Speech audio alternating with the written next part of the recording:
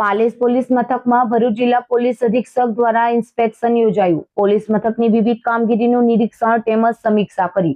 ભરૂચ જિલ્લા પોલીસ અધિક્ષક અક્ષયરાજ મકવાણા આજરોજ પાલેસ પોલીસ મથકના ઇન્સ્પેક્શન માટે આવી પહોંચ્યા હતા. તેઓ પાલેસ ખાતે આવી પહોંચતા પાલેસ પોલીસ મથકના પોલીસ ઇન્સ્પેક્ટર N.K. ડાભીએ સ્વાગત કર્યું હતું. ત્યારબાદ પાલેસ પોલીસ મથકના પોલીસ કર્મીઓની પરેડ નિહાળી તેઓની સલામી ઝીલી હતી. ત્યારબાદ તેઓએ પાલેસ પોલીસ મથકની વિવિધ કામગીરી બાબતે સમીક્ષા કરી હતી. પોલીસ મથકની વાર્ષિક તપાસણી કરી હતી. પોલીસ મથકમાં ક્રાઇમ રેટમાં કેટલો વધારો કેટલો ઘટાડો થયો તે બાબતે માહિતી મેળવી હતી.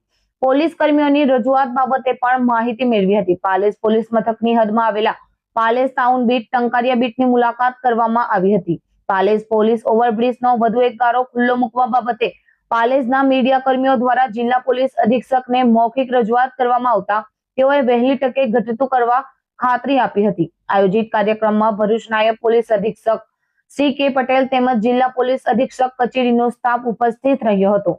આજરોજ પાલેજ પોલીસ સ્ટેશનની વાર્ષિક તપાસણી અર્થે અહીંયા પાલેજ પોલીસ સ્ટેશન આવવાનું થયું છે.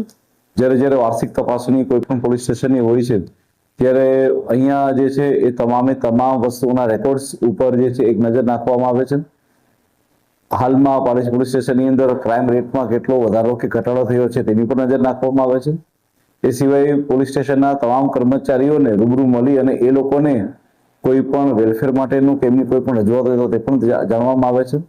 આ સિવાય પાલેજ પોલીસ સ્ટેશનમાં આવેલી બંને બીટો એટલે કે થાણા બીટ અને ટંકારિયા બીટની પણ અલગથી મુલાકાત કરવામાં આવે છે.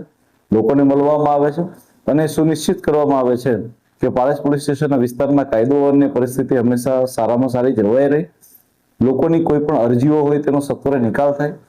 જેટલા પણ બીજા પોલીસના કોઈ પણ મુદ્દામાલ હોય એ લોકોને ઝડપથી વાપસ મળી જાય અને ઓછામાં ઓછા સમયમાં લોકોને ન્યાય મળે એ પ્રકારનો આ વાર્ષિક તપાસણીના કાર્યક્રમ હોય છે. Thank you.